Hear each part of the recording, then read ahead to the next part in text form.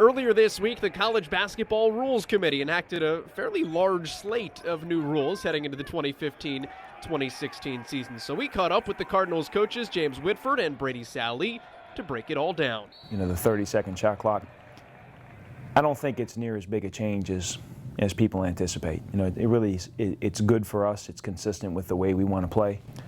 What it's going to require coaches to do is flow into their offenses more.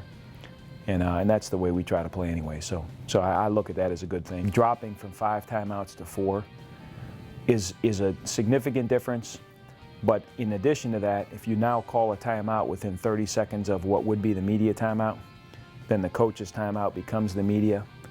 And I'm telling you, they're going to eliminate 4 or 5 timeouts from the viewer standpoint during the course of the game, from a fan standpoint. And I think that's real significant. The game's too choppy. The charge circle getting moved out to 4 feet is probably good from a safety standpoint, and it makes size more important.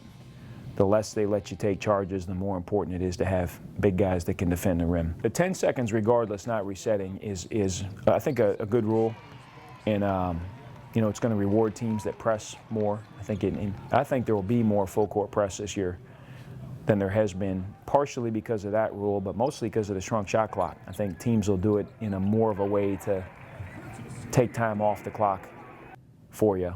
And so that's something we'll have to be ready for early in the year. All of the rules, if you look at them as a package, had their merits. I like the 4-quarter change. I think it's going to give a couple more end-of-the-game type situations for every game, and you're going to see a little bit more strategy that goes into play with that part of it. It lines us up with what the NBA, WNBA, international, high school, everybody is playing quarters. Us and the men were the last ones still playing halves.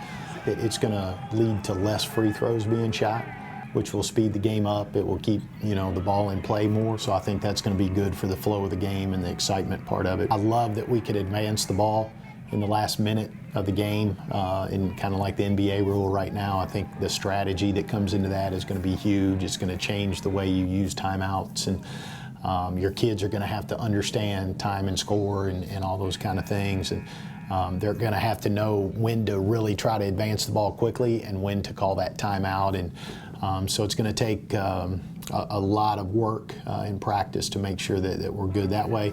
And then, I think cleaning up the post play, making it simpler for the officials to call with only having one point of contact, either a hand or a forearm, and it's got to be a bent arm. Again, it allows them to do their job that much better.